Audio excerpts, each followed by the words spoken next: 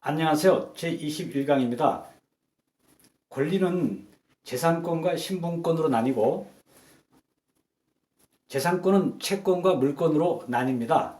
오늘은 채권과 물권의 비교를 간략히 알아보도록 하겠습니다. 제가 유튜브 초벌에서 편집 프로그램이 없습니다. 지금 수공업으로 하고 있는 점을 좀 이해해 주시면 감사하겠습니다. 먼저 채권이란 채권자가 채무자에게 특정한 행위를 청구할 수 있는 권리입니다. 즉 청구권이라고 합니다. 그 대상은 채무자의 행위를 대상으로 하고 있습니다. 반면 물권은 물건, 즉 동산과 부동산을 직접 지배하여서 이익을 얻는 배타적인 권리입니다. 대상은 물건입니다. 그 다음에 그 발생 원인을 보면은 채권의 발생 원인은 주로 법률 행위로서 계약이 주를 이루고 있습니다. 또 다른 경우는 법률 규정에 의해서 채권이 발생합니다. 두 가지로서 채권이 발생되고 있습니다. 먼저 계약을 보면은 법률 행위로서 계약은 계약 자유의 원칙에 있어서 자유롭게 누구든지 계약을 체결할 수 있습니다. 따라서 민법에는 14가지 종류의 전형 계약을 두고 있습니다. 소비대차, 매매, 임대차, 위임, 도급, 임치 등.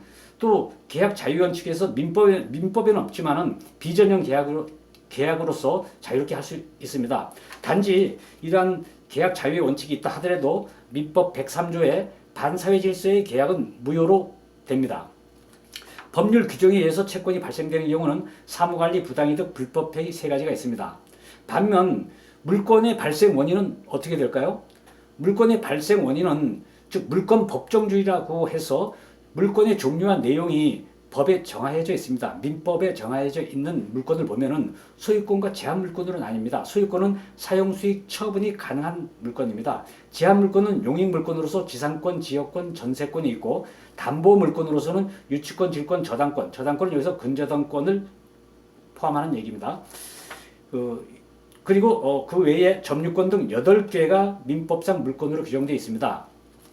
민법 이외의 법에서 물권을 법정하고 있는 경우는 상법도 있고 특별법, 특히 주택임대차보호법, 상가주택임대차보호법 등에서 주민등록, 주택임대차보호법에서는 주민등록 전입과 확정일자를 갖추게 되면 계약서의 확정일자를 받게 되면 대항력과 우선 변제적 효력이 있어서 물권화되는 어떤 그런 경우가 있습니다. 즉 주택임대차나 상가임대차, 임대차는 원래 채권 쪽에 계약의 한 종류로 규정되어 있지만은 그 임차인 보호를 위해서 특별법을 만들어서 물권화시킨 경우입니다. 그러니까 물권에 준해서 생각하시면 되겠습니다.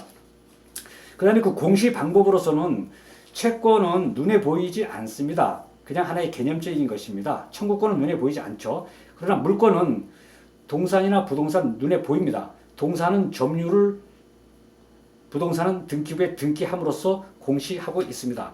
그 다음에 배타성이 있습니다. 즉 대세효라고 그러는데 채권은 특정한 상대방에 대한 채무자에 대한 권리입니다. 즉 상대적인 권리라고 그러고 있고 물권은 모든 사람에게 주장할 수 있는 권리입니다. 배타적인 권리, 절대적인 권리라고 하고 있습니다. 여기서 제일 중요한 부분이 나옵니다. 제일 중요한 부분이 우선관계입니다. 이 권리 분석 시 주로 많이 사용되는 경우인데 채권은 채권자 평등의 원칙이 있습니다. 즉 채권자 상호 간에 누가 먼저 성립했냐 나중에 성립했냐 관계없이 채권에게 비례해서 평등하게 취급받습니다. 반면 물권은 우선 변제적 효력과 우선의 원칙 두 가지 원칙이 큰 원칙이 있습니다. 즉 우선 변제적 효력이라는 것은 물권과 채권이 충돌할 경우 물권은 채권에 우선하는 경우를 얘기하고 우선의 원칙이라는 것은 물권 상호 간에 먼저 성립한 물건이 나중에 성립한 물건보다 우선해서 취급된다 이런 얘기입니다. 그 다음에 마지막으로 양도성 문제가 있습니다. 채권은 상대적 권리로서 상대방 채무자에 대한 권리다 보니까 원칙적으로 양도는 가능하지만은 단 대항 요건을 구비해야 됩니다. 특정 채무자에 대한 권리이기 때문에 그 채무자에 대한 통지나 채권 양도에 대한 통지나 승낙 등을 통해서 대항 요건을 구비해야지만 됩니다.